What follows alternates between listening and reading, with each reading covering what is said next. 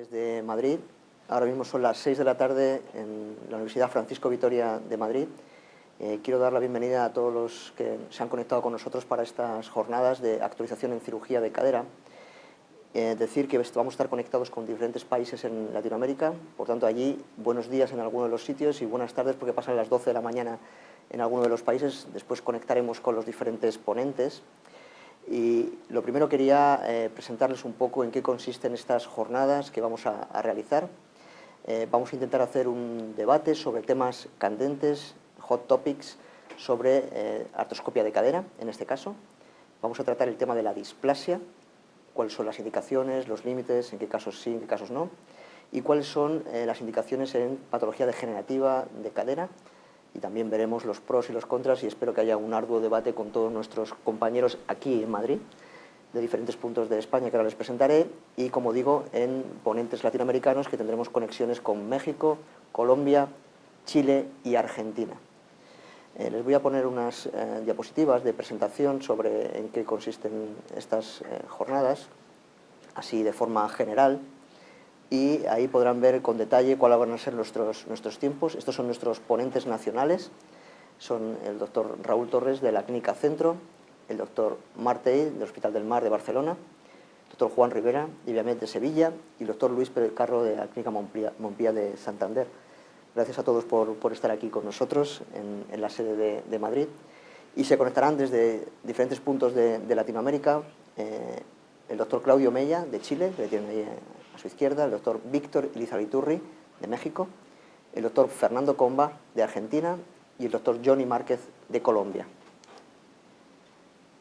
Estos ponentes representan a las 4 sociedades a las que también agradecemos su colaboración en estas jornadas, como son la Sociedad Chilena, la Sociedad Mexicana AMECRA, la Asociación Argentina de Artroscopia y la Asociación Colombiana de Cirugía Articular de Artroscopia. Como decía, en general vamos a hacer la primera hora de las jornadas, que van a ser presentaciones cortas de nuestros 4 ponentes que están aquí en Madrid sobre estos topics. Abordarán primero qué nos dice la evidencia de cada uno de los topics y cuáles son los trucos quirúrgicos que nosotros podemos realizar para poder abordar estos pacientes. Después iremos a intentar hacer un consenso con unas preguntas previas que ellos han respondido y que veremos a ver si hay acuerdo o no. Ya les adelanto que en muchas de ellas no hay nada de acuerdo, lo cual va a estar bastante interesante ver cómo defiende cada uno su postura. Y aquí entrarán todos los ponentes de Latinoamérica a la vez que nosotros aquí en Madrid. Esto durará también 1 hora. Y cuando acabe ese debate, ese consenso, el doctor Jesús Mas, que es el otro moderador de esta jornada, que viene de Alicante, va a ser el que va a echarme una mano a la hora de resumir, ahondar los temas más importantes que se han tratado y él va a encargarse sobre todo de la parte de patología degenerativa, yo me encargaré más de la parte de displasia, pero él y yo vamos a llevar las riendas de este debate de alguna manera. Nuestra labor es pinchar mucho a los ponentes e intentar exprimirles al máximo. Espero que no lleguemos a las manos. Por lo menos con los de Argentina, que no van a poder estar aquí en presencia, podemos picarles un poco más, ahora que parece que van a venir a Madrid a jugar la final esta, ¿no?, de la Libertadores. Bien, y sin más, vamos a dar paso al primer ponente, que va a ser el doctor Juan Rivera, y nos va a dar su primera ponencia, que es artroscopia de cadera en artrosis, que nos dice la evidencia. Juan. Bien, muchas gracias. Saludar a nuestros colegas de Latinoamérica, México, Colombia, Argentina. Mucho cariño a Claudio Mella, de quien tanto aprendí allí en la clínica alemana. Gracias, Oliver, gracias, Jesús, porque seguís organizando cursos de alto nivel, gracias a la Asociación Española de Artroscopia en nombre de todos los ponentes aquí presentes y a Stryker, porque sin su soporte pues este tipo de cursos de este nivel sobre todo pues es difícil de conseguir.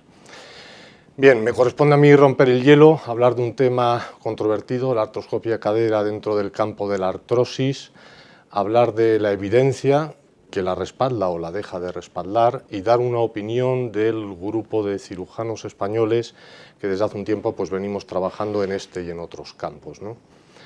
Entrando directamente en materia, si tenemos la pregunta de ante un paciente con un diagnóstico correcto de choque conforme al consenso de Warwick, por lo tanto, un paciente sintomático, pero que tenga lesiones condrales que no son leves, La pregunta es, ¿está perfectamente definido el límite hasta el cual tiene sentido utilizar técnicas de preservación bien abiertas, bien artroscópicas, porque ofrecen al paciente un resultado favorable cara al futuro? ¿O está definido el límite a partir del cual ya no tiene sentido utilizar estas técnicas y lo mejor es esperar con actitudes conservadoras hasta el momento de la implantación protésica? ¿Hay respuesta a esta pregunta? Yo creo que no están bien definidos estos límites. Y entonces recurrimos a la evidencia y quisiera presentaros por lo menos 5 datos que parecen bastante claros. Uno, pese al que le pese, la realidad es que en el sistema nacional inglés ya hay un estudio de nivel 1 que demuestra a un año que la artroscopia de cadera aporta con significación estadística resultados favorables y superiores al mejor tratamiento conservador posible. Es cierto que es más cara, pero también dicen que su coste-efectividad es el tiempo quien lo va a demostrar.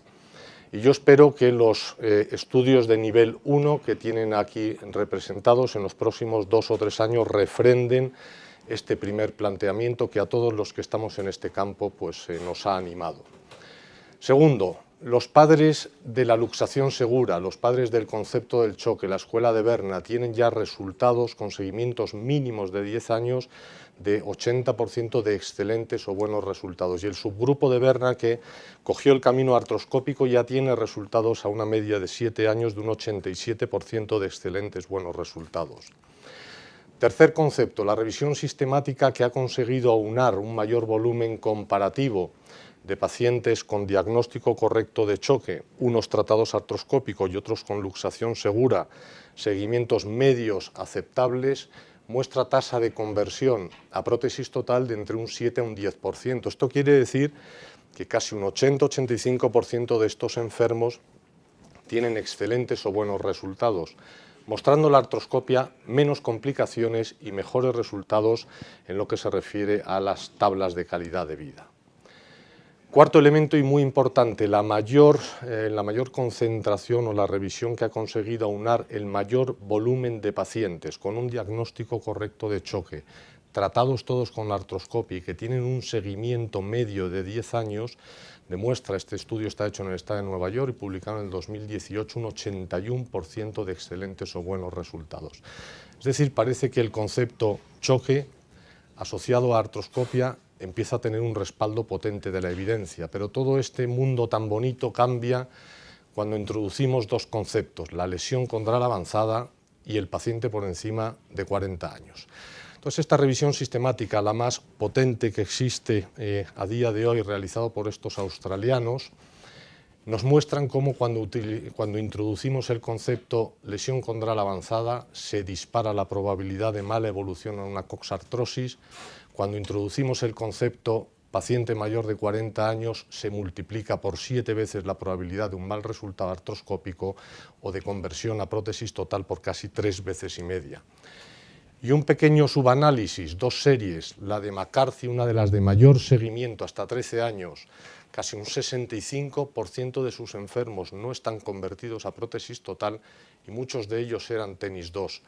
Y la serie de Larson con seguimiento medio hasta 5 años, pero me está mostrando que un 65% de los enfermos en tenis 2 tienen excelentes o buenos resultados. Esto les hace plantear a estos revisores que la artroscopia en paciente con lesiones condrales avanzadas puede ofrecer un efecto beneficioso, aunque haya un sesgo metodológico real en los estudios. No saben decir cuánto durará, pero sí que puede ser eficaz. Y nosotros seguimos teniendo nuestros enfermos en la puesta de la consulta y tenemos que ofrecerles o tratar de buscar el mejor camino a seguir, bien conservador o bien quirúrgico. Y esto nos preocupó a un grupo de cirujanos españoles que nos conocimos hace 7 años, que a día de hoy somos buenos amigos, somos todos los aquí presentes, que estamos además aquí presentes en Madrid, a excepción de Boris García, que no ha podido venir. Somos un grupo que hacemos videotécnicas anuales en un curso y además hemos tratado de dar respuesta a situaciones difíciles o la mejor respuesta posible. Nadie nos puede achacar o decir que tenemos un sesgo artroscópico porque en los 2 últimos años hemos hecho casi el doble de prótesis primarias y de revisiones que de artroscopia o de luxación segura. Lo que sí es cierto es que estamos haciendo de media 7,1 pacientes límite por cirujano y año, lo que representa un 8,5% de nuestra actividad. Esto es menos que hace unos años, porque tenemos una serie de elementos para decidir mejores, que son los que les presento. Para una correcta elección en un caso límite, choque con lesión condral avanzada, debes tener experiencia y criterios. La experiencia está clara en la artroscopia de cadera, incluso ya se están definiendo los números. Con 80 empiezas a ser competente, por encima de 120 mejoran tus resultados y el nivel de experto las alcanzas en esta cifra nada pequeña de 610 casos. Esto quiere decir que en estos casos límites es bueno que hayas hecho muchos casos y lo hayas visto con alguien competente, pero que además tú estés haciendo 50 casos al año, es decir, todas las semanas algún caso. Si no, tú puedes ser el principal factor desequilibrante de una situación límite y esto no debería ser permisible hoy en día, ¿no? Para ello intentamos tener criterios. ¿Qué criterios? Sumar los que vienen del análisis de criterios clínicos, radiológicos y exploratorios. Hay una serie de criterios clínicos que parece que se correlacionan con un mejor pronóstico y otros peor, edad por debajo de 35 frente a 45, la actividad profesional o deportiva de menor intensidad frente a la de mayor intensidad. Aquí podríamos quitar el deportista profesional que económicamente pues, gana mucho dinero y dice que tiene que estar bien. El dolor, que sea mecánico, localizado, que esté bien definido frente a lo contrario y fundamental la expectativa razonable. El que no tiene una expectativa razonable ya está empezando a tener un mal resultado antes de operarse. Criterios exploratorios, intentar evitar esas caderas rígidas, flexas, multidolorosas, que duelen todos los sitios prácticamente menos en la cadera y sobre todo si asocian una cojera. Y creo que como traumatólogos también debemos tener un punto de vista de radiólogo en estas situaciones. Hay que saber medir nuestros radiólogos y tú enseñarles también los espacios articulares de forma correcta. Nosotros lo hacemos con toma de 2 medidas en zona 2, 2 medidas en zona 3 y 2 medidas en zona 4. Con ello ya tenemos una idea clara un poquito de cuál es el espesor condral en la zona de transmisión de cargas. Debes buscar los signos correlacionados con mal pronóstico, que están perfectamente definidos por el grupo de Verne y de la Clínica Mayo. Y sobre todo estos tres, la existencia del osteofito de fosa, la geoda subcondral acetabular de más de 5 milímetros, sobre todo si son más de una, o la existencia de un defecto condral outer bridge grado 3-4 en más de 60 grados. Su sola presencia multiplica, por las cifras que ven en el óvalo, la probabilidad de mala evolución frente a su ausencia. Y es más, el grupo de Berna lo deja claro, si están presentes estos tres elementos y este enfermo se ha operado de un choque, 0% de éxito a 6 años. Si el primero o el tercero están presentes, 20% de éxito a 6 años. Pero el que esté presente uno de ellos hay que saber interpretarlo también, porque el grupo de la Clínica Mayo muestra 65% de resultados excelentes a 6 años con lesiones condrales que no eran pequeñas, o 70% de supervivencia a más de 2 años, pese a estas geodas, si el espacio es mayor de 2 milímetros. Si tienes el software, intenta obtener el DIGEMRIC, aunque esto realmente hay ciertas controversias en los valores. Lo que creo que es muy importante valorar en artroscopistas hoy en día ya con un cierto volumen es cuando hay una reartroscopia, mira si hay un defecto capsular. Como existe un defecto capsular y es grande, esto se correlaciona con un mal pronóstico. Termino rápidamente, paciente que operado hace 5 años en otro centro, hace 2, Lobillo pide una reartroscopia, el paciente tiene geodas en ambos lados, osteofitos, espacios estrechos y defectos capsulares importantes, le aconsejé se pusiera una prótesis. O este otro paciente que tiene todos los criterios correlacionados con un mal pronóstico, todos, pero unas expectativas muy brillantes porque lo único que quería es trabajar en su panel de control de la refinería sin dolor, sin tomar las 4 o 5 pastillas al día y poder hacer algo de bicicleta. Esto coincide con que organizamos en octubre del 2016 nuestra videotécnica, vienen estos magníficos cirujanos y amigos, y Luis y Marc están durante más de 4 horas peleando con este caso. Sé que Claudio Mella tiene uno parecido con muy buen resultado, y tras esa pelea de 4 horas reales, esta es la simulación que hacía el paciente un año después de todo lo que él podía hacer antes de operarse, y esto es lo que conseguía un año después, revisado cuando ya lleva 2 años, sigue sin tomar medicación, trabajando contento y haciendo un poquito de bicicleta. En el mismo sentido, este bombero, sabéis que todos los bomberos tienen un puntito machaca, cadera izquierda que le había dado un resultado excelente, tenía las mismas lesiones en cadera derecha, también lo operamos, y este pues ha conseguido hace 2 años quedar tercero en el Campeonato del Mundo de Bomberos, que eso tiene que ser realmente terrible porque son una gente de alta demanda, 30.000 kilómetros al año en bicicleta, paciente en el que hemos acertado. Por tanto, concluyo simplemente diciendo que son pacientes delicados, no seas tú como cirujano inexperto la causa de estropear una posible buena evolución. Hay que pelear, para eso están estas reuniones, en conseguir algunos criterios mucho más fiables, mayores y menores, y existe una posibilidad de éxito y de éxito mantenido a largo tiempo si tienes experiencia e intentas aplicar un poco los criterios que os estamos planteando. Muchísimas gracias por vuestra atención. Buenos días, buenas tardes a todos, buenas noches, si hay alguno también en algún sitio que esté de noche. Me sumo a los agradecimientos para no perder tiempo y me toca hablar de la parte práctica de los trucos quirúrgicos en estas caderas de las que ha hablado el doctor Rivera, Juan, en las que si tuviera que definir la diferencia entre una artroscopia de un choque femoroacetabular y una cadera de estas artrósicas o con cambios degenerativos, es que es todo igual, pero más difícil, básicamente, o que todo tarda más tiempo. Entonces, lo primero es que quede claro que la artrosis no se trata por artroscopia, estamos hablando de tratamiento de caderas, alivio sintomático, intentar retrasar la progresión a la artrosis, pero jamás vamos a poder evitar que una cadera artrósica acabe en una prótesis de cadera con una artroscopia. Incluso hay trabajos que nos hablan de que puede ser incluso que la artroscopia acelere ese proceso.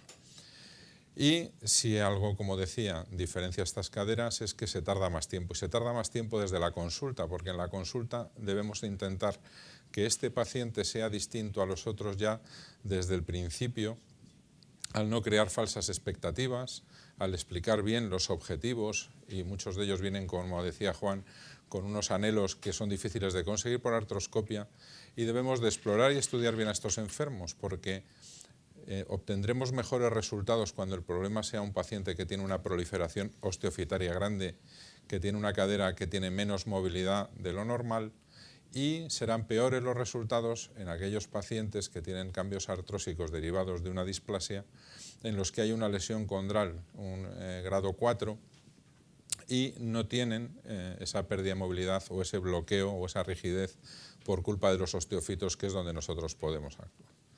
Lo siguiente que debemos plantearnos es si es un caso para mí, y en esto Juan lo ha explicado muy bien. Hay artículos que hablan de la curva de aprendizaje, como él ha dicho, y en este artículo, en el que el mismo cirujano evaluaba los 100 primeros 20 pacientes que operó por artroscopia de cadera y los dividió en 3 grupos de 40, en la conversión a prótesis de cadera del primer grupo era del 22,5%, mientras que en el tercer grupo era del 2,5%. Y el índice de reartroscopia fue de un 10% en la primera serie contra 0 en la segunda. Eso nos quiere decir que operamos mejor a medida que hacemos más artroscopias de cadera y que además indicamos mejor probablemente. Ya nos acercamos al quirófano y en el quirófano necesitaremos elegir un día relajado. No podemos poner este paciente el día que tenemos 4 cirugías complicadas, etc. Tenemos que rodearnos del personal adecuado porque va a ser una cirugía tediosa, se nos va a alargar en el tiempo, nos vamos a frustrar durante la cirugía. Al que le guste poner música, pues debe poner música tranquila y no una música más alegre como otros, y a poder ser llevar nuestras necesidades fisiológicas, entre comillas, hechas, y sentirnos muy cómodos en el ambiente. Y así es como opero yo las artroscopias de cadera complejas. Me siento en una silla y el doctor Tey, que está ahí, pues hace la artroscopia, ¿no? Es la forma que tengo yo de hacer estas artroscopias complicadas. En cuanto a la colocación del paciente, hay que ser muy exigente. La colocación del paciente para una artroscopia de cadera no es fácil, como veis aquí. Y no es fácil porque influyen muchos pasos que van a hacer que todas las cirugías vayan bien, pero en estos casos es decisivo. Por eso en estos casos yo recomiendo que seáis vosotros los que coloquéis o superviséis la colocación del enfermo. Yo los hago con anestesia general, es cierto que se pueden hacer con anestesia intradural, pero el paciente es más fácil relajarlo muscularmente si lo haces con anestesia general, y son pacientes en los que la distracción articular va a ser muy complicada de hacer, por lo tanto necesitaremos una relajación más profunda, y si hacemos con anestesia intradural el paciente va a tener propiocepción y no se va a dejar tanto. Tener material abundante, ópticas de 30, de 70, distintos ángulos de terminales de radiofrecuencia, etcétera, y fijar muy bien el pie. La maniobra del fulcro, como sabéis, también es importante para maximizar la tracción. Y entonces tendremos que traccionar con las piernas abiertas, cerrar la pierna sana y luego cerrar la pierna que vamos a operar, para que así consigamos hacer un movimiento de maximización del espacio. Esto es como colocamos nosotros a los pacientes. Un buen algodonado o almohadillado del pie, mejor esto que las sujeciones de cuero, añadir una venda de estas adhesivas para que toda la tracción se transmita a la cadera y no se vaya perdiendo en el pie. Cerrar primero, como decía, la otra pierna y por fin hacer esa maniobra del fulcro, con lo que conseguimos que la cadera se abra lo máximo posible. Si haciendo todo esto la cadera no se abre, pues lo primero que tendremos que hacer es revisar cada uno de los pasos que hemos hecho, decirle al anestesista si le ha puesto relajación al paciente, traccionar y ver que no se ha perdido en la tracción ningún newton, digamos, de esa tracción. Y si no, pues probablemente lo que tengamos que revisar es nuestra indicación, si es esto lo que estamos haciendo bien. Pero ya estamos aquí, ya estamos dentro del quirófano, esto nos valdrá para los siguientes casos y ahora lo que tenemos que mirar es cómo vamos a salvar el caso. Pues si no podemos entrar al espacio central, lo que tenemos que saber es que hay un acceso al compartimento periférico que describió el equipo de Michael Deans y que nos sirve para estos casos precisamente, en los que empezaremos por fresar el exceso de sobrecobertura acetabular para poder así penetrar al espacio articular. Otras veces nos encontraremos con unos labrum calcificados que forman parte de ese complejo osteofitario, como ocurre también en el pincer global, en la coxa profunda o en estas artrosis en las que hay una proliferación osteofitaria grande.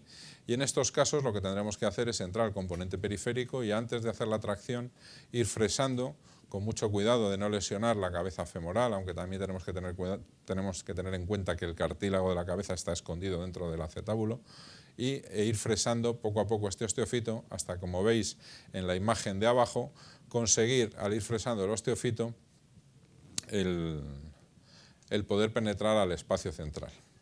Al final será esto lo que tengamos. Hemos resecado el CAM, hemos resecado el pincer y yo nos aconsejo el hacer una reconstrucción labral, en este caso con un aloinjerto, porque muchos de estos pacientes asocian lesiones condrales intraarticulares, a los que les vamos a hacer unas técnicas de microfracturas, a los que les vamos a hacer unas técnicas de estimulación medular y no sabemos si van a ir bien. Si ya decimos que es una cirugía larga y tediosa y que nos va a llevar mucho tiempo, el perder o añadir además un aloinjerto labral que puede tardarnos perfectamente 40-50 minutitos entre la preparación, etcétera, pues yo creo que lo único que va a hacer es sumar complicaciones a este paciente, con lo cual en estos casos quizá lo mejor sea dejar eso para una segunda opción, siempre y cuando el paciente haya ido bien con la primera cirugía. Otro truquito que podemos usar, que a veces no nos damos cuenta cuando empezamos a hacer artroscopia de cadera, es que podemos usar más portales. Y si estamos incómodos, como hemos dicho, son caderas muy cerradas, que nos hacen trabajar de forma muy incómoda, pues podemos añadir un tercer, cuarto y hasta quinto portal, como veis en este caso, para ir accediendo a las distintas partes de la articulación. En los casos en los que tenemos una fractura del borde, como en este caso, yo no sé si el vídeo va a salir, ¿no? ¿Podéis darle clic al vídeo, por favor? Gracias. Pues en este caso, antes de entrar a la articulación y emperrarnos en ver cómo evaluar cómo está, quizá lo primero y lo más práctico sea quitar todo este osteofito, este borde osteofitario, con ayuda de la radiofrecuencia, del bisturí, etcétera, para permitirnos luego tener un mejor acceso al compartimento central.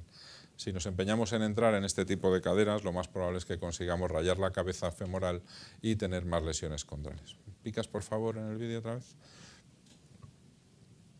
En los casos en los que tengamos unos labral, como en este, es aconsejable porque cuesta mucho manipularlo sin dañar el labrum, el hacer un tercer portal, un portal anterior desde el que sujetamos el fragmento que vamos a resecar, y por el otro portal, el medio anterior, normalmente lo que hacemos es ir pelando ese hueso del labrum para poder extirparlo, pero si lo pretendéis hacer por dos portales, al final lo normal es que lesionéis el labrum. En ese caso que presentaba Juan, del curso que hicimos en Sevilla, como veis, el doctor Tey y Luis Pérez Carro dedicaron un buen ratito a quitar el osteofito central de la fóvea o del pulvinar con este escoplo curvo largo, y al final consiguieron la resección de ese osteofito.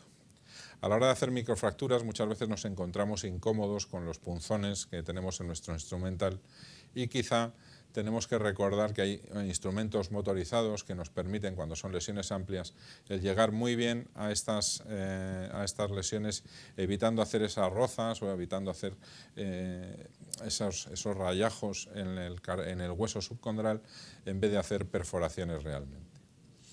La última recomendación es el test de impingement, que debemos de hacerlo al final. Debemos sacar incluso la bota de la tracción y mover toda la cadera de un lado al otro para ver que no nos hemos dejado ninguna parte sin resaltar. Por último, recordaros que la evaluación de la resección tipo CAM se realiza en la radiografía axial de Dunn, y en esta radiografía que habéis visto AP prácticamente no hay diferencias, pero en la axial de Dunn se ve cómo se reseca. El control que hagáis en quirófano, por favor, de la resección, hacerlo en la proyección axial de Dunn. Y como última reflexión, después de un caso de estos complicados en el que te has pegado 5 horas ahí tratando, recordar lo que ha dicho Juan, que los resultados en la artroscopia de cadera son peores cuando hay artrosis en pacientes obesos con dolor lumbar que son mayores de 40 años y en esos casos en los que hay una lesión condral intraoperatoria. Y el valor predictivo del tonis en algunos artículos como única escala que tenemos, si no nos vamos a hacer el DiGEMRIC o esas artroresonancias en las que podemos ver lesiones condrales, en esos casos nos puede ayudar el tonis para indicar a estos enfermos. Muchas gracias. Hola, muy buenas a todos los que estáis en el otro lado. Voy rápidamente a entrar en el tema. El tema es el de la artroscopia en la displasia, y este es un tema controvertido, es una historia de amores y desamores y probablemente de muchos malentendidos. Sin embargo, creo que el papel de la cirugía artroscópica es indiscutible y voy a tratar de defender esta posición. Primero hay que entender y definir bien de qué hablamos cuando hablamos de displasia de cadera, porque displasia de cadera también es un CRAU4, pero cuando ya hay una alteración en la congruencia articular, como en este caso, obviamente el papel de la cirugía de preservación es discutible, el de la cirugía artroscópica probablemente absurdo. En displasias donde, manteniendo también una incongruencia como el CRAU3, probablemente el defecto anatómico o la alteración anatómica es excesiva y cualquier cirugía de preservación va a tener resultados más que dudosos, pero algunos de estos casos podrían plantearse. Sin ninguna duda, donde está el debate es en las displasias leves, en las displasias CRAU1, CRAU2, donde hay una congruencia articular, donde el problema que tenemos es el de la descobertura de la cabeza del fémur, con esos ángulos de Biber, de tenis o centro borde anterior por debajo de los parámetros considerados como normales, entendiendo como tal centro borde anterior y lateral 25 y el ángulo de tenis por debajo de 10. Y es en estos pacientes en los que vamos a tener que evaluar cuál es el posible papel de la cirugía de preservación y concretamente de la cirugía artroscópica. Pero en la vida no todo es tan fácil y normalmente son deformidades combinadas, displasias combinadas, algunas veces muy llamativas, donde no solo hay esos conflictos dinámicos de estabilidad, sino también unos conflictos dinámicos de espacio que hay que gestionar, algunas veces más complicados, otras veces más evidentes. Y en estos pacientes con displasias de cadera límites combinadas con conflictos femoroacetabulares, hay que gestionar estas deformidades y sin ninguna duda la cirugía artroscópica puede jugar un papel importante. Por lo tanto, estamos en el entorno de lo que denominamos la displasia residual del adulto, que es esa displasia de ese paciente que ha llegado habitualmente a los 20 o a los 30 años de forma asintomática, con una vida absolutamente normal, pero que progresivamente o a veces a partir de un evento traumático empiezan a ser sintomáticas y encontramos estudios radiológicos como este. Lo primero que hay que entender es qué es la fisiopatología, qué pasa en esta displasia residual del adulto, cuál es el conflicto que encontramos. Bien, el área de contacto está disminuida y lo está a expensas del cartílago acetabular. El cartílago en herradura es más pequeño de lo normal, además está en una posición vertical, luego hablaremos de ello, pero sobre todo es más pequeño de lo normal y por lo tanto las presiones que soporta son mayores y unas presiones mayores se han relacionado con la aparición de la artrosis. Por lo tanto, uno de los puntos de debate importantes es la disminución del área de contacto en las displasias de cadera.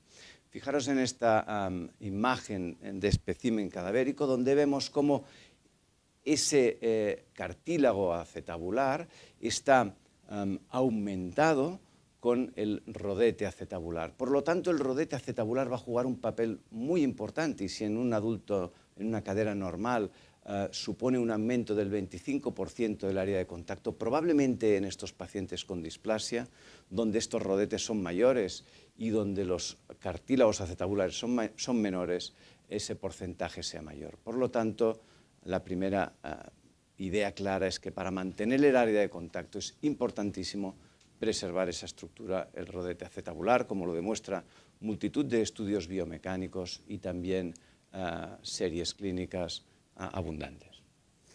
Pero no todo es un problema de la disminución de área de contacto, también de la estabilidad de la articulación. Los vectores trabajan distintos, la presión que mantiene la estabilidad articular es menor y por lo tanto tenemos además un problema de estabilidad articular que va a contribuir a esa lateralización progresiva del centro de gravedad de la cabeza femoral, a esa subluxación progresiva y lesión de las partes blandas que van a iniciar el proceso artrósico. Si en el concurso de estas lesiones tenemos un desanclaje del rodete acetabular, como frecuentemente pasa, y pasa por esas presiones de lateralización junto con el hecho de que estos rodetes son más frágiles por ser más grandes, al romperse ese sellado articular, las presiones de succión de la articulación caen dramáticamente y por lo tanto la estabilidad queda seriamente comprometida. Por lo tanto, vemos como claramente la gestión de la lesión del rodete acetabular es importantísima. Este es un estudio biomecánico hecho en caderas normales, pero donde evidenciamos cómo la restauración, la reparación de ese rodete acetabular consigue mantener o recuperar una normal área de contacto, recuperar las presiones de punta normales en la cadera. Y esto, que es importante en cualquier cadera, es particularmente importante en las displasias donde el papel que juega el rodete acetabular es todavía mayor, si cabe. Por lo tanto, en la fisiopatología de la displasia residual del adulto debemos considerar estos dos factores, el aumento de la presión condral, que nos va a llevar a una artrosis por sobrecarga, y la disminución de la estabilidad articular, que nos va a llevar a inestabilidad, a todos esos mecanismos adaptativos que encontramos en la inestabilidad, y ahí estará la tendinopatía del psoas, y ahí estará los dolores a nivel de la fascia lata, y ahí estará todas esas lesiones que se van produciendo en el rodete acetabular por culpa de esta pérdida de la estabilidad articular. ¿Y cuál es el papel de la artroscopia o que puede jugar la artroscopia en esta displasia residual del adulto? Pues en primer lugar, con una finalidad terapéutica, la lesión del rodete acetabular. También la gestión de estas lesiones combinadas, el conflicto femoroacetabular, puede resolverse también mediante la cirugía artroscópica y no solo la lesión del rodete. Pero puede ser también un tratamiento coadyuvante junto a la osteotomía periacetabular en aquellos casos en los que la gestión de la inestabilidad articular por la naturaleza de la misma o por las condiciones clínicas decidimos que es más candidata a una osteotomía periacetabular. la artroscopia puede actuar como coadyuvante para reparar la estructura labral. Y finalmente, con una finalidad diagnóstica para evaluar el cartílago articular antes de plantearnos, por ejemplo, una osteotomía periacetabular en pacientes con una edad más límite. Esta es una publicación del 2017 donde trata de hacer un compendio de cuáles son las indicaciones, contraindicaciones, muy en consonancia con lo expuesto. Es interesante en la gestión de las lesiones del rodete acetabular, y este es un rodete acetabular reparado, pero a mí lo que me interesa no es que pongamos el foco en esta reparación del rodete, sino el foco en ese cartílago en herradura. Fíjense cómo ese cartílago en herradura es pequeño y el área de contacto depende en gran medida de que este rodete actúe y sea funcionante. El área de contacto en una displasia de cadera es pequeño, aunque hagamos una osteotomía periacetabular, seguirá siendo igualmente pequeño y por lo tanto la reparación del rodete acetabular es lo único que nos va a garantizar aumentar ese área de contacto y disminuir el riesgo del cartílago articular. En las lesiones combinadas, como este caso donde hay una displasia y donde hay una deformidad de tipo CAM, probablemente la inestabilidad de esta cadera solo la podemos resolver con una osteotomía periacetabular, pero tanto la gestión del conflicto mecánico de espacio como la lesión del rodete acetabular pueden gestionarse adecuadamente por cirugía artroscópica, como varias publicaciones demuestran. De hecho, el análisis de todas estas publicaciones debe ser cuidadoso porque aunque algunos artículos como este concluyen que puede ser interesante realizar una PAU y una artroscopia al mismo tiempo, creo que hay aquí algo que es muy importante observar y que ha de entrar en nuestra discusión sí o sí. Fíjense que en un 63% hacen una artroscopia terapéutica, pero solo en un 16% se repara el labrum, en el 23% hay una resección labral y esto creo que es algo extremadamente peligroso en una displasia de cadera, aunque hagamos una osteotomía periacetabular, porque el área de contacto sigue siendo la misma. El papel que pueda jugar en una artroscopia diagnóstica yo creo que es menor. Es cierto que en esos pacientes puede ser interesante, pero el avance de la resonancia magnética enzimática creo que cada vez va a poner más en relieve el uso del Digemric u otras técnicas frente a la artroscopia para diagnosticar el estado del cartílago articular. Una última diapo solo para expresar muy claramente que no debemos confundir inestabilidad con displasia, aunque una pueda llevar a la otra. La relación que hay entre la artroscopia de cadera y la inestabilidad muchas veces depende de una mala gestión de las lesiones, de la lesión del rodete, de la lesión del reborde acetabular o de la lesión o de la estructura capsular y no de la gestión de la displasia. Así pues, como resumen, para llevar a casa, en la artroscopia, en la displasia residual del adulto, creo que tiene un papel muy importante en las displasias límites, en las combinadas y como tratamiento coadyuvante junto con la osteotomía periacetabular. Ojo con ese riesgo, el de la inestabilidad, que es obvio que existe y más en la displasia residual, pero que es multifactorial y no depende solo de esta displasia. Muchas gracias. Muy bien, muchas gracias, Oliver. Un placer estar con amigos y, como decía el doctor Torres, buenos días, tardes, noches a toda la gente del mundo latino. Vamos a hablar de un tema controvertido, que es el uso de la artroscopia en las caderas displásicas. Nosotros estamos en Santander, para la gente del otro lado del charco, un pequeño sitio en el norte de España, donde estáis invitados a visitarnos. Y vamos allá al tema. Los objetivos del tratamiento en la displasia son tres. Tratar la inestabilidad, tratar el impingement en algunos casos, tratar las lesiones producidas por ambos. Es un tema muy controvertido y que sí que parece que hay unas contraindicaciones claras, que son las displasias severas, cuando el ángulo de Weaver es menor de 18 grados, pues parece que el patrón oro sería hacer una osteotomía acetabular o combinada en algunos casos con una osteotomía femoral.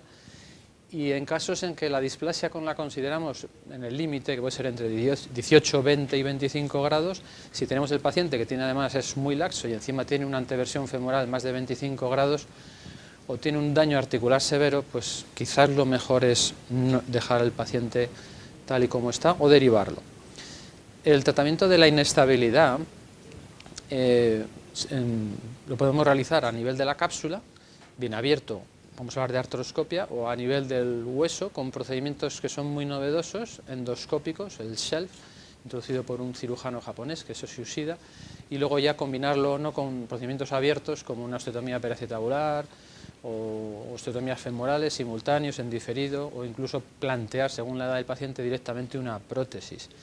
La estrategia quirúrgica con la cápsula, debido a los estudios realizados ya y publicados por un colega americano que es Dean Masuda, si no se trabaja en la cápsula y se reconstruye, los resultados claramente son pobres. Y tenemos mucho mejores resultados por diferentes cirujanos y en diferentes años publicados si realizamos una reconstrucción capsular.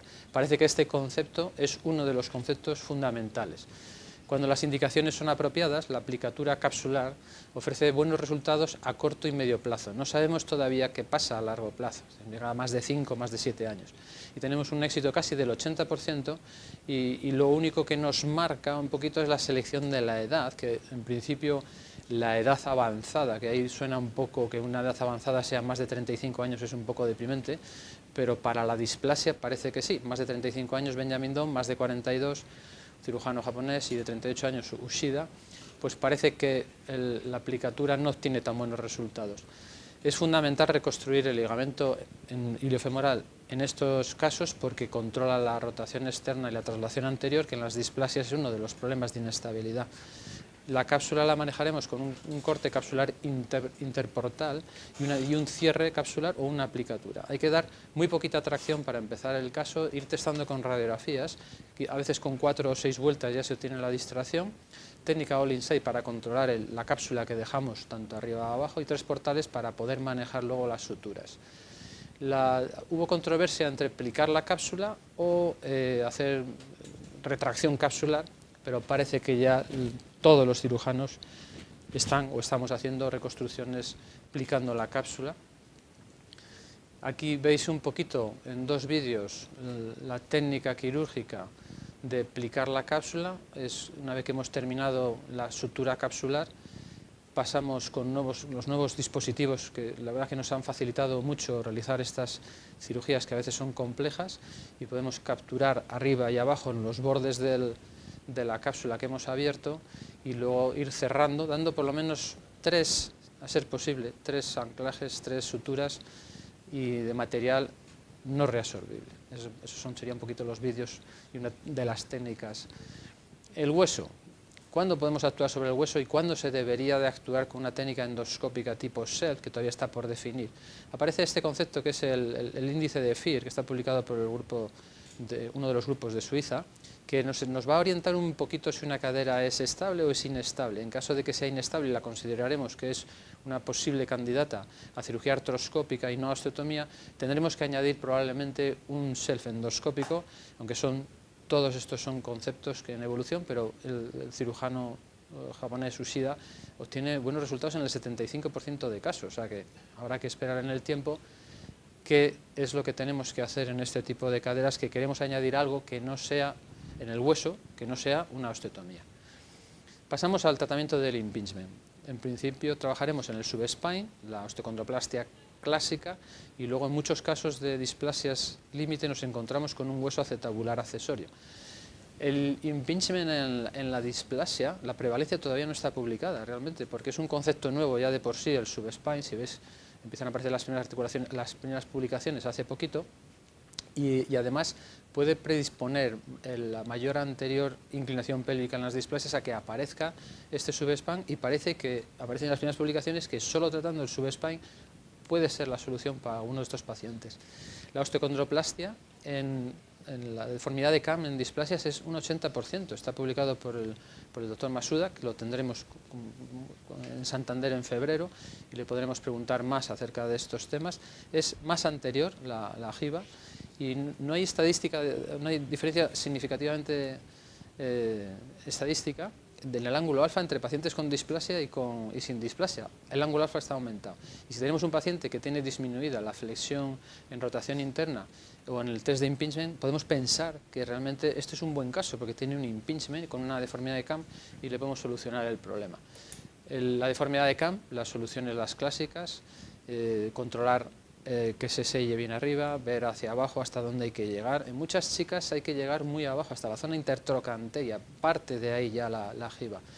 La giba tiene que ser equilibrada, que no haya agujeros y que vayamos de medial a lateral y controlando, como siempre, la arteria para ver todos estos límites. El hueso acetabular lo encontramos también en casos en los que no son totalmente displásicos, pero los podemos convertir en displásicos.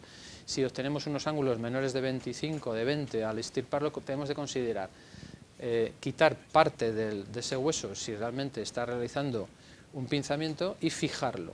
Y podemos añadir, aprovechando el tornillo, una sutura para aprovechar y suturar el labro. Pasaremos ahora a las lesiones producidas por el impingement y la inestabilidad. La tasa de ruptura del ligamento redondo en pacientes con displasia límite, vamos a hablar de displasia moderada y límite no displasia, es un 27%, con lo cual tenemos que estar preparados para introducir sondas curvas para llegar bien a la zona inferior, que en algunos casos no es fácil. Tenéis que realizar una rotación externa de la cadera porque se muestra mejor el ligamento redondo y lo podemos desbridar con sinoviotomos curvos, o podemos encogerlo. Si realmente todavía tenemos un buen resto, podemos encogerlo, y esto realmente en los casos en los que lo hemos hecho, sí que a mí me ha dado la sensación de que el paciente ha tenido la sensación de estabilidad inmediatamente en el posoperatorio.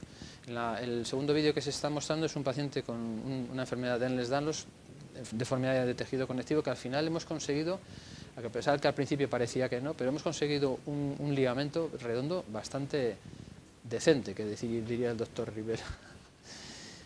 La reconstrucción, esto es un concepto emergente, ¿no? Pero sí que los cirujanos que hacen displasias en críos están reconstruyendo el ligamento redondo porque parece que da estabilidad.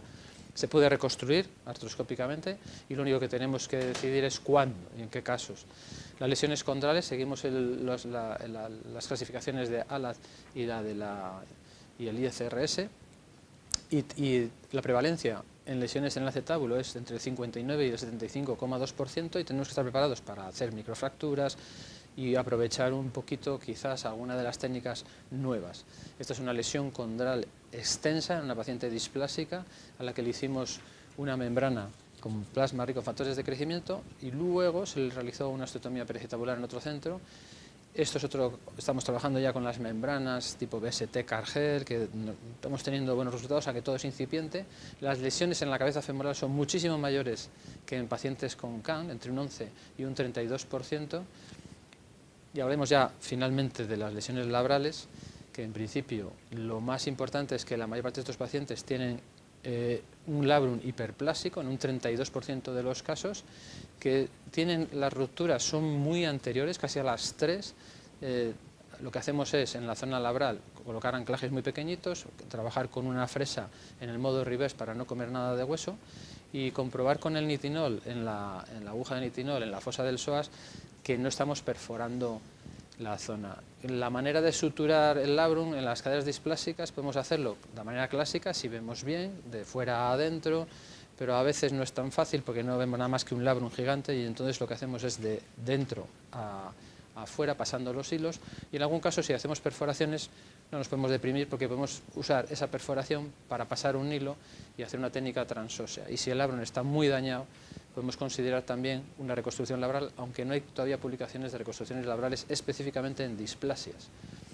El psoas, muchísimo cuidado, porque veremos el signo del pinzamiento del psoas descrito por Benjamin Dohm, pero en estas caderas displásicas hay que ser muy precavido porque puede provocar todavía mayor inestabilidad.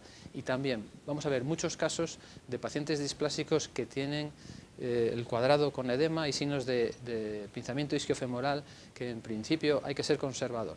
Si consideramos que está produciendo dolor posterior podemos hacer la técnica descrita por Hal Martin, que también lo tendremos en Santander para discutir estos temas, que consiste en entrar vía transcuadrado.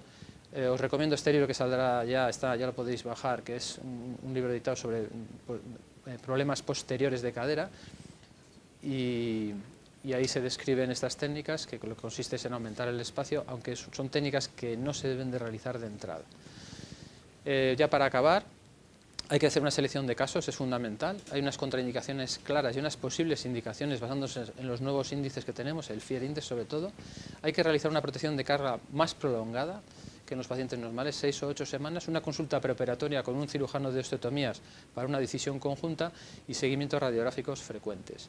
Muy importante, y ya que estamos en la cuna de la sociedad de nuestro país, en España, de la artroscopia, recordar a Pau Golano, que nos recomendó y nos enseñó tanto sobre conocer la anatomía normal. Si podéis escaparos a Santander en febrero, ahí haremos un curso intensivo de 1 día y medio, y con Oliver tengo el honor de presidir y de dirigir la ISA en Madrid este año, en octubre, el año que viene, perdón, que también estáis invitados. Y muchas gracias. Me gustaría transmitir una pregunta que tenemos de la audiencia. Os recuerdo que podéis hacer preguntas a través de la web. Las daremos paso aquí. Tienen que ser preguntas relacionadas con el tema, claro. No preguntéis sobre otros aspectos que las anula el sistema. Entonces, tenemos una pregunta que en principio, Jesús... Sí, lo que pregunta algún oyente es ¿cuál es la experiencia del panel en cirugía artroscópica de cadera y en osteotomía periacetabular? Pues yo puedo contar que en 2010 nosotros empezamos a hacer osteotomías periacetabulares cuando yo trabajaba en el servicio público. España se dividió en una franja, una parte Valdebrón, la otra Virgen del Rocío. Antes de irme de ese hospital público hicimos 22 casos entre mi jefe y yo haría la mitad, Raúl asistió a alguno de ellos y fue cuando decidió que nunca más haría osteotomía periacetabular.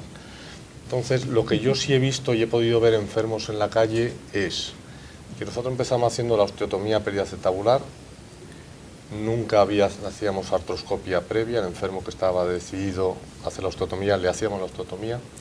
En esos 20 casos fuimos progresando, lo que ha explicado muy bien Luis, hay deformidades de la cabeza y quedaba muy feo ver la osteotomía hecha y la deformidad después. Luego decidimos que intraoperatorio abríamos la cápsula y remodelábamos el cuello. No tratábamos el labrum porque entonces ya teníamos que meternos contracciones, pero hacíamos los dos gestos. Y el tercer paso ha sido la enferma, casi todas eran chicas, que evolucionaba bien, que se mantenía condralmente bien y que estaba contenta con el resultado.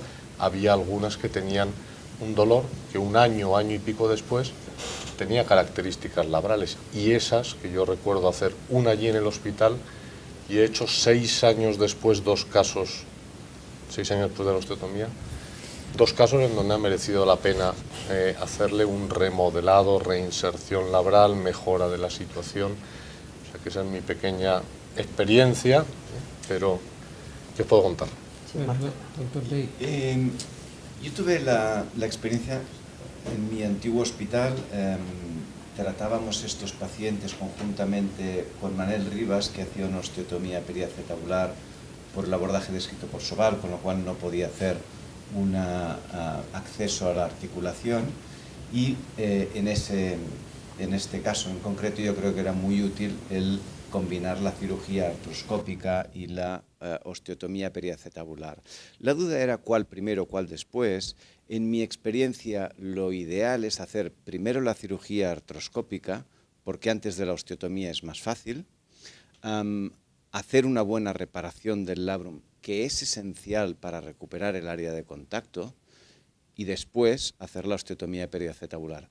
Pero programar las dos cirugías de entrada, que no sea una y bueno, si estoy mal me hago la otra y si no, no. Una sin la otra creo que no tiene sentido, y la otra sin la uno creo que tampoco.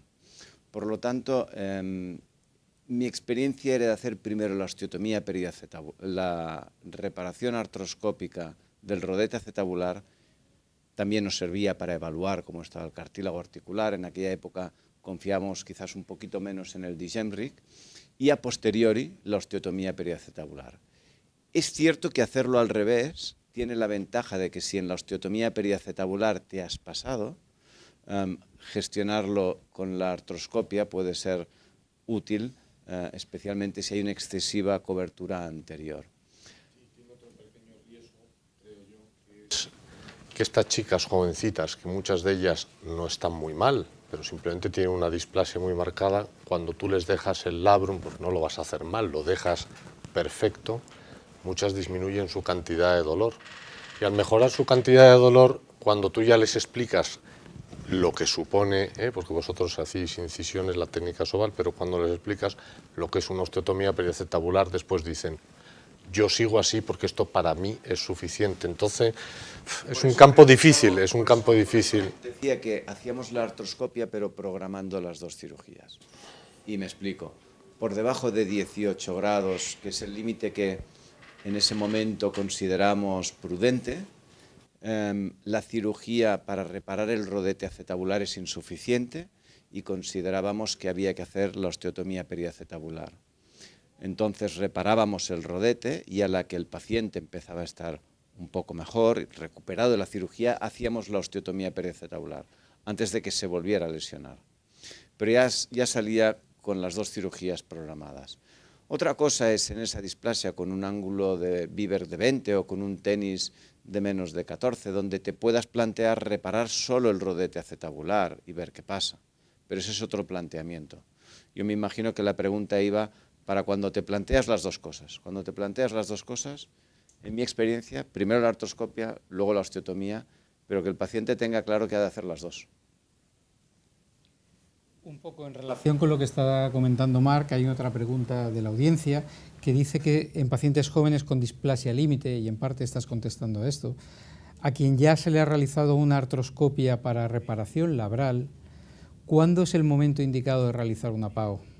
¿Es el tiempo un factor determinante o es el dolor como síntoma el determinante? Yo creo que en cuanto está lo suficientemente deshinchado y con una movilidad articular correcta y que has evitado esas primeras 3 o 4 semanas donde hay más riesgo de adherencias, etcétera, es el momento de hacer la osteotomía. La osteotomía en ese momento. ¿También lo piensas? Si está claro que se van a hacer los dos pasos, es evidente. En un sistema público donde tú haces una artroscopia de cadera que tardas un montón, yo estoy hablando de cuando empezamos, una vez hecha la artroscopia hay que volver a meter al paciente en lista de espera, después vienen tal, pasaban muchos meses. Cuando pasaban muchos meses, si la artroscopia estaba bien hecha, el paciente estaba bien. Muchos de ellos rechazaban. Pero estoy de acuerdo con Marc, si está planificado, lo que es teóricamente correcto y se debe hacer es hacer bien la artroscopia y después, sí, ahí estamos de acuerdo. No quiero polemizar, ¿o sí? Si biomecánicamente hemos hablado que el labrum en la displasia y el cartílago están alterados por la posición del acetábulo, las presiones se reparten, son más finitos, más estrechos, ¿no? Hay una sobrecarga. Y tú haces una osteotomía periacetabular, cambias completamente toda esa fisiopatología de la que estamos hablando. Si tú haces la reparación previa a corregir toda esa biomecánica, ¿no crees que, te lo digo basado en un aspecto clínico? Sí, como bien sabes, las publicaciones que hay sobre esto se basan en estudios biomecánicos donde hay modelos de simulación donde consideran el acetábulo esférico. Y entonces es verdad, cuando lo volteas aumentas el área de contacto, pero esto no es verdad. Es un cartílago en herradura y es pequeño. Y es pequeño, lo pongas del derecho o lo pongas del revés. Es pequeño. El área de contacto es pequeño y eso nos va a llevar a una artrosis. Es verdad que al hacer la osteotomía consigues darle estabilidad, pero no aumentar el área de contacto. Pero no cambias biomecánicamente la sobrecarga sobre esa cadera. Cambias biomecánicamente en el sentido de que mejoras la estabilidad, pero no aumentas el área de contacto. El área de contacto es la que es y viene definida por el tamaño del cartílago en herradura. Entonces, ¿cómo justificas que clínicamente el grupo de Sobal solo hiciera primero la osteotomía periacetabular con imágenes de alta resonancia con lesiones condrolabrales y solo tuviera que reoperar en torno al 20% de los pacientes? Porque son sintomáticos por la inestabilidad. Y cuando les corriges la inestabilidad, y con la osteotomía la corriges, dejan de ser sintomáticos. Pero la sobrecarga del cartílago articular me llevará a la artrosis, pero me llevará con muchos años. O sea, no lo veré en los primeros 10-15 años. Entonces estás diciendo que estás operando a los pacientes de forma preventiva de algo que no sabes, porque si ha quitado el dolor, estás operando a pacientes asintomáticos. En absoluto. estoy analizando cuál es la causa del dolor y de su problema y veo que tiene una lesión del rodete acetabular y que tiene un déficit de cobertura, de estabilidad. Le he de dar las dos cosas y se las puedo dar. Ergo las he de dar. Pero mejora los síntomas con la osteotomía, has dicho. Pero nosotros no somos cirujanos de síntomas, somos cirujanos de enfermedades. Y los síntomas, unos son un dolor, los otros son inestabilidad, los otros son otros. Dejar la cirugía a medias porque ya no tiene dolor, sabiendo que es malo a medio o largo plazo, creo que es un error. ¿Qué piensas tú, Raúl, de esto? Pues yo, como dice Juan, fui a visitarle a hacer una PAO y todavía no me he recuperado del susto, entonces no, creo que los medios que yo dispongo en el hospital no son los que dispone en un hospital público en cuanto a radiólogos, a vasculares, invasivos, etcétera. Entonces creo que es una cirugía que yo no puedo hacer en mi medio, simplemente. Yo creo que hay casos en los que tienes que analizar y algunos serán necesarios hacerle la artroscopia antes y otro después. No creo que tenga que ser un axioma el hacer primero la artroscopia y luego la PAO, tal. Pues dependerá de casos. Habrá casos en los que directamente puedas hacer una PAO y si es necesario, ¿no? Si el cartílago está bien, etcétera, yo creo que a lo mejor se libra de la artroscopia, o si has creado una sobrecobertura, entonces tendrás que repararla. Pero en los casos en los que tienes una lesión en la unión condrolabrar y tienes el labrum sintomático, probablemente lo necesites. Y un poco polemizando también en la misma línea, Pedro Morales, que desde Francia, hay gente que se han conectado desde Francia, que por cierto te da un saludo, Juan, muy afectuoso, porque vives en su Sevilla muy querida, básicamente.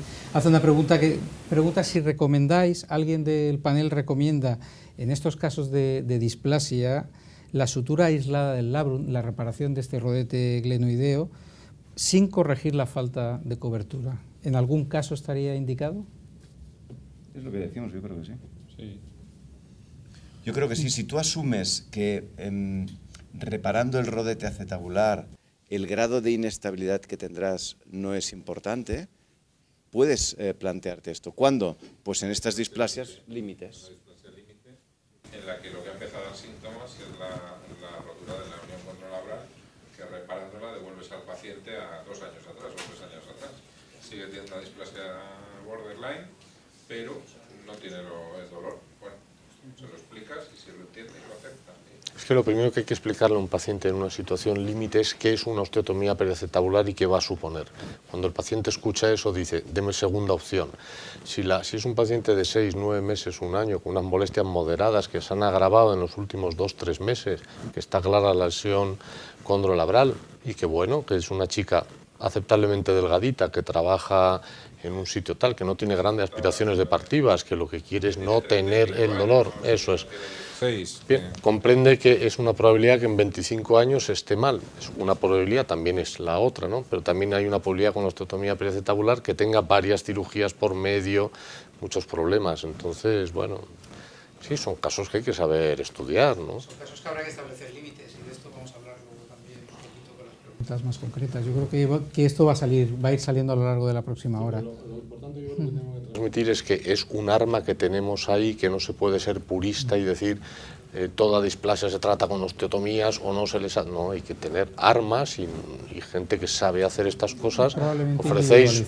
Sí. Ahora lo veremos, ahora vamos a preguntas que vienen después. Sobre todo, además, damos juego a la gente, a nuestros amigos latinoamericanos, para que no parezca esto una reunión aquí de españoles hablando del tema, y veréis cómo hay polémica, porque en las preguntas que hemos hecho antes ha habido polémica en las respuestas. Luego esto va a ir a más, seguro. Va a mejorar. Exactamente. Hay una última pregunta de la audiencia, cambiando un poco de tercio, yendo un poquito hacia la artrosis, que nos pregunta que qué opinamos sobre los artículos publicados que exponen una peor evolución de la cadera protetizada post-artroscopia. A la hora de indicar artroscopia en caderas de TONIS 2, que es posible que terminen siendo protetizadas en un corto plazo, si pensáis que la evolución de la prótesis después de haber hecho una artroscopia, imagino que de modo similar a lo que sucedió, lo que se comentaba en la rodilla de las prótesis postosteotomía, si esto tiene alguna implicación en esa evolución que pensamos que va a tener. Hay trabajos publicados y es mi experiencia personal que hay cuando la artrosis es evolucionada, la artroscopia no solo... Uno tiene la idea de que, bueno, te hago una artroscopia porque como no te voy a empeorar, ¿no? y sí que empeoras en el sentido, no de los síntomas quizá, pero sí hay una progresión más rápida a la cirugía de sustitución articular. Es decir, si tú hay trabajos publicados en largas series, seguidos 2-3 años, en los que si a un paciente que tiene un Tonys 2 le haces una artroscopia de cadera, a lo mejor se hace una prótesis de una mejoría de los síntomas para luego tener una caída rápida, y si no le haces y haces tratamiento conservador con ácido hialurónico y cosas de estas, lo más probable es que el enfermo tarde más tiempo en ponerse la prótesis de cadera. Lo que no analizan es la calidad. Pero esa prótesis va a ir igual que si fuese primaria, o el hecho de haberle hecho una cirugía artroscópica va a hacer que esa prótesis que le implantemos 1, 2, 5 años después tenga una peor evolución. Yo creo que sí. Luego también hay que tener en cuenta que cuando tú hablas de artrosis, siempre hablamos del tonus, del grado de degeneración articular, pero no de la causa de la artrosis. No es lo mismo que esa artrosis sea por una displasia límite, a que sea postraumática, a que sea por un choque femoroacetabular tipo CAM. Si es por una displasia o una alteración en la biomecánica de la cadera, hay, como decía Marc muy bien, hay un problema de inestabilidad debajo. Si tú añades una cirugía artroscópica en la que no reparas muy bien el labrum, pero no reparas la cápsula y tiene cierto ángulo, cierto borde de riesgo, centroborde, perdón, de riesgo, lo más probable es que inestabilices esa cadera y avance más rápido hacia una artrosis. Si no recuerdo mal, en ese trabajo que comenta nuestro oyente online, tiene un poco de sesgo, y es porque analiza los resultados de artroplastia de cadera en general, con las escalas que hay para artroplastia en general, y los compara con estos pacientes, que siempre son jóvenes. Luego, las demandas de estos pacientes a los que ponemos prótesis tras artroscopia siempre son pacientes de alta demanda, jóvenes, mientras que los que analiza el grupo completo no son solo pacientes jóvenes. Entonces, ahí yo creo que puede haber un sesgo a la hora de medir estos resultados, ¿no?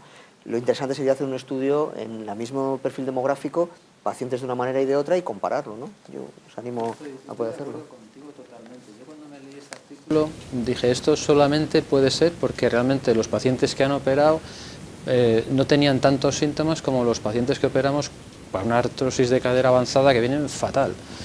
Yo en los que he realizado prótesis después de una artroscopia, mis sensaciones que han ido igual de bien que los demás, y lo único es que la cirugía no es compleja, pero es un poquito más compleja porque está todo un poquito más pegado. La anatomía es no sé vuestra experiencia, pero hay que ir, es como una especie como de necrosis, pero un poquito más avanzada, entonces está todo más pegadito, pero no es mucho más, pero es un poquito más. La experiencia nuestra habitual, yo creo que sí está un poquito más pegado, pero te puede complicar un poquito la vida de la cirugía, pero el resultado quizá es más dependiente, por lo que estamos comentando, de las expectativas de ese paciente. Totalmente.